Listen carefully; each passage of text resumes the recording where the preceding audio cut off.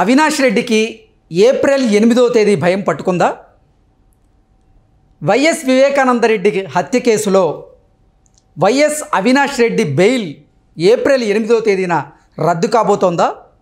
తరువాత ఆయన జైలుకు వెళ్ళడం ఖాయమా అంటే అవుననే సమాధానం ఇస్తున్నారు కొంతమంది రాజకీయ విశ్లేషకులు. ఇక ఇదే అంశానికి సంబంధించి మనతో మాట్లాడేందుకు ప్రముఖ సీనియర్ జర్నలిస్ట్ దుర్గా వడ్లమాని గారు మనతో ఉన్నారు. మేడంతో మాట్లాడదాం. దుర్గా గారు నమస్తే అండి. నమస్తే మా. దుర్గా గారు, వైఎస్ వివేకానంద రెడ్డి హత్య కేసులో వైఎస్ అవినాష్ రెడ్డి గారి బెయిల్ ఏప్రిల్ 8వ తేదీన రద్దు కాబోతోందని, రద్దు అయితే వైఎస్ అవినాష్ రెడ్డి జైలుకి వెళ్ళడం ఖాయం అంటూ కూడా ఒక వార్త ఇప్పుడు ప్రచారంలో ఉంది. ఏంటి మేడం, ఆ వార్తలో వాస్తవం ఉందంటారు? వాస్తవం ఉందండి. ఎందుకంటే దస్తగిరి భార్య మాకు ప్రాణహాని ఉందని వెళ్ళారు కదా కోర్టుకి. హైకోర్టుకు వెళ్తే ఇప్పుడు జడస్ శ్రవణ్ గారు ఆయన సిబిఐ తరఫున ఆయన వాదనలు వినిపించారు. ముందస్తు బెయిల్ రద్దు చేయాలి, ముందస్తు బెయిల్ రద్దు చేయాలి. మరి దీనికి మీరు ఎందుకు సుప్రీంకోర్టుకు వెళ్ళలేదని కోర్టు ప్రశ్నించింది. అయితే ఈలోగా సునీత దీని మీద సుప్రీంకోర్టుకు వెళ్ళారు కాబట్టి దాంట్లో పాటు పిటిషనర్గా చేరామని వీళ్ళు చెప్పారు. అయితే అసలు మనం అవినాష్ రెడ్డి గారి విషయం తీసుకుంటే ఎన్ని రకాలుగా డ్రామాలు ఆడాలో ఆయన ఆడాడు. అసలు ఎప్పుడో జైలుకి వెళ్ళాల్సిన మనిషి. అసలు ఇప్పుడు ఎలక్షన్స్లో నిలిచిన అర్హత కూడా ఆయనకు ఒక రకంగా లేదు. ఆ రోజు మనందరం చూసాం ఎంత ఘోరంగా అసలు సిబిఐ వస్తోందంటే మొత్తం కార్యకర్తలంతా వెంటేసుకుని నాయకులందరూ వచ్చేసి ఆయన్ని తల్లిని అడ్డం పెట్టుకుని ఆ హాస్పిటల్ ఏంటది హాస్పిటల్లో వెళ్ళి నా తల్లికి ఒంట్లో బాగలేదని ఇవంతా చేశాడు ఆయన. సో ఇప్పుడు కనుక ఏప్రిల్ 8న కనుక కోర్టు తీర్పు ఇచ్చి ఆయన జైలుకి వెళ్లాల్సి వస్తే ఆయన రాజకీయ జీవితం ముగిసినట్టే. విట్నెస్ ప్రొటెక్షన్ రిపోర్ట్ వచ్చిన తర్వాత మాత్రమే మేము నిర్ణయం తీసుకుంటాము అంటూ కూడా హైకోర్టు ఈ కేసుకు సంబంధించి తీర్పు ఇచ్చిన నేపథ్యంలో అసలు ఏప్రిల్ 8వ తేదీన ఏం జరగబోతోంది, విట్నెస్ ప్రొటెక్షన్ రిపోర్ట్లో ఏముండబోతోంది అంటే ఏం చెప్తారు మేడం? విట్నెస్ ప్రొటెక్షన్ రిపోర్ట్ వస్తే కనుక అయితే అందులో అంటే నిజ నిర్ధారణ చేసుకున్నాక వీళ్ళు దాని ప్రకారం కోర్టు తీర్పిస్తుంది. అందులో ఏముంటుందో మనం ఇవాళ చెప్పలేము. నిజ నిర్ధారణ అందులో ఏం జరుగుతుంది ఏంటి అనేది. కాకపోతే మనం యాంటిసిపేట్ చేయొచ్చు అంతే. అందులో అవినాష్ రెడ్డికి సంబంధించి ఇతను ముద్దాయి అన్నట్టుగా వచ్చే అవకాశం ఉండొచ్చు. ఎందుకంటే ఇక్కడ ఆల్రెడీ జరిగింది కాబట్టి విట్నెస్లు అన్నీ ఉన్నాయి కాబట్టి ఇప్పుడు దస్తగిరి అప్రూవర్గా మారారు. అతను ఏం జరిగిందో చెప్పారు, యథాతథంగా చెప్పారు ఆయన. అది ఆల్రెడీ సిబిఐ దగ్గర వాళ్ళ దగ్గర ఆ వివరాలన్నీ వాళ్ళు రాసి పెట్టుకున్నారు కాబట్టి ఇగో ఇది జరిగింది అని వీళ్ళు చెప్పచ్చు. ఇగో ఇవి విట్నెస్, ఇగో ఇది ఇతను అప్రూవర్గా మారాడు, ఇవి జరిగింది అని వాళ్ళు చెప్తే దాని ప్రకారం కోర్టు ఒక నిర్ణయం తీసుకునే అవకాశం ఉంది. ఓకే, అసలు దస్తగిరికి ప్రాణహాని ఉందని ఇప్పుడు మీరు ఎలా చెప్పగలరు అంటూ కూడా అతని తరపు న్యాయవాదిని కూడా కోర్టు ప్రశ్నించినట్టుగా ఒక వార్త ఇప్పుడు బయటకు వచ్చింది మేడం. అవునండి, అడిగితే ఇప్పుడు దస్తగిరే చెప్తున్నాడు కదా ప్రాణహాని ఉందని. ఇప్పుడు కొత్తగా జరిగింది కాదు, ఎందుకంటే అతను అప్రూవర్గా మారాడు కాబట్టి. మనకి కడప రాజకీయాలు తెలుసు, మనకి ఫ్యాక్షనిజం, అది ఫ్యాక్షనిస్టులకి నిలయమే కడపగా మారిపోయింది. అయితే మధ్యలో కొంచెం మార్పు వచ్చింది. మళ్ళీ ఈ జగన్మోహన్ రెడ్డి గారు వచ్చాక ఇప్పుడు ఈ కడప రాజకీయాలకంటే ఈ ఫ్యాక్షనిజానికి ఒక తెర లేచింది.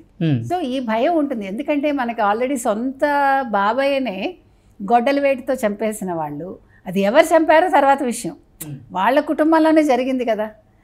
అందుకని దస్తగిరి భయపడ్డంలో అర్థం ఉంది. సో ఇది కోర్టు గుర్తించినట్టే ఉంది. అందుకనే 8వ తారీఖుకి కోర్టు తీర్పు చెప్తాను అని చెప్తుంది. అదేంటది విట్నెస్ ప్రొటెక్షన్ రిపోర్ట్ వచ్చిన తర్వాత ప్రొటెక్షన్ రిపోర్ట్ వచ్చాక తీర్పు చెప్తానని చెప్పింది. ఓకే, ఏంటి మేడం నిజంగా దస్తగిరి గారికి ప్రాణహాని ఉందంటారా ఇప్పటికి కూడా? అంటే ఎన్నికల కోడ్ అమల్లో ఉంది కదా ఇప్పుడు. ఏమండి, ఎన్నికల కోడ్ అమల్లో ఉంటేనే ఇన్ని అరాచకాలు ఆంధ్ర రాష్ట్రంలో జరుగుతున్నాయి. ఒక పక్క వాలంటీర్స్ వ్యవస్థ మీదే మనం చూస్తున్నాము. ఎన్ని రకాల కథనాలు, ఎన్ని రకాల నాటకాలు, డ్రామాలు. ఇవాళ నిన్న 85 ఏళ్ళ వృద్ధుల్ని మిట్ట మధ్యాహ్నం ఎండలో గ్రామ సచివాలయాలకు తీసుకెళ్ళి మంచం మీద ఎవడన్నా పట్టుకెళ్తాడండి? ఒక గొడుగు పెట్టి నువ్వు అంతగా అయితే ఆటోలో తీసుకెళ్ళు, నిజంగా నువ్వు చూపించదలుచుకుంటే. అంటే ఇది ఒక డ్రామా కదా. ఒక లేవలేని వృద్ధుడిని నువ్వెందుకు తీసుకొస్తున్నావు? ఏం చెప్పింది కోర్టు? లేవలేని వృద్ధుల్ని తీసుకురమ్మని చెప్పలేదు. సాధ్యమైనంత బట్టికి వీలైన వాళ్ళని గ్రామ సచివాలయాలకి రమ్మంది. లేదంటే ప్రభుత్వ ఉద్యోగులు వెళ్ళి ఇంటికి వెళ్ళి పంపిణీ చేయమంది. లేదు ఆన్లైన్లో వేయమంది. ఆన్లైన్లో వేయలేరండి. మన ఏ యుగంలో ఉన్నాం మనం? 2020 దాటిపోయాం మనం.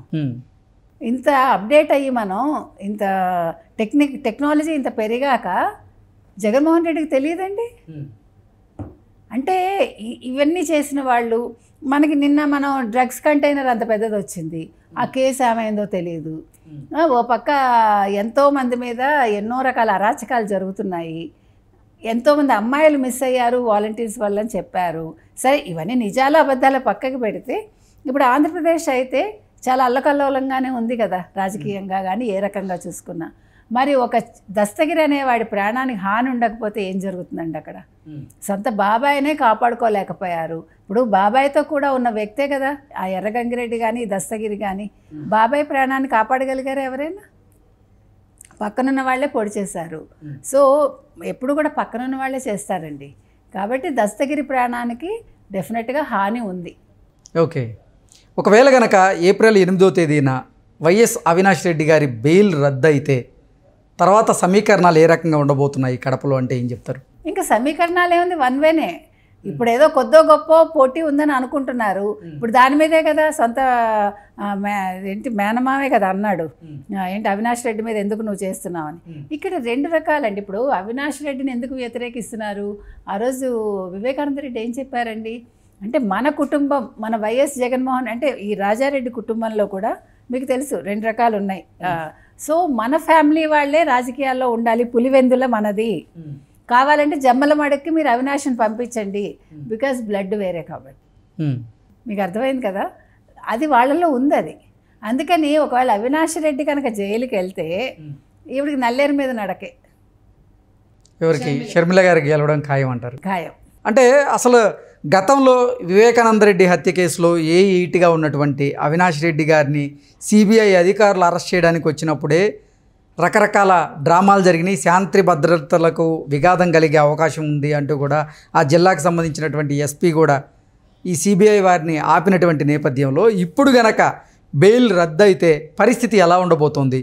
ఇప్పుడు కూడా శాంతి భద్రతలకు విఘాతం కలగబోతోంది అని చెప్పి అక్కడ లోకల్గా ఉండేటువంటి ఐపీఎస్లు కానీ ఐఏఎస్లు కానీ అడ్డుకునేటువంటి ప్రయత్నం ఏదైనా చేయొచ్చా అంటే ఏం చెప్తారు? కొద్దిగా అడ్డుకోవచ్చు, కానీ నిన్నటి దెబ్బకి నిన్న 9 విధుల నుంచి తప్పించారు కదండి. సో ఒక పిసరైన భయం రావచ్చు, మనకు తెలీదు. కొద్దో గొప్ప ఈ ఐఏఎస్ ఐపీఎస్ల్లో కొద్దో గొప్ప భయం రావాలి.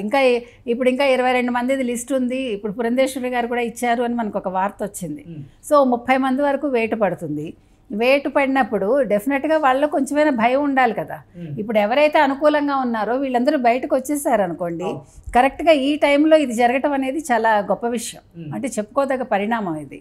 సో ఆ రకంగా జరిగినప్పుడు అక్కడ మీకు ఈ గొడవలు జరిగే అవకాశం తక్కువ ఉంటుంది.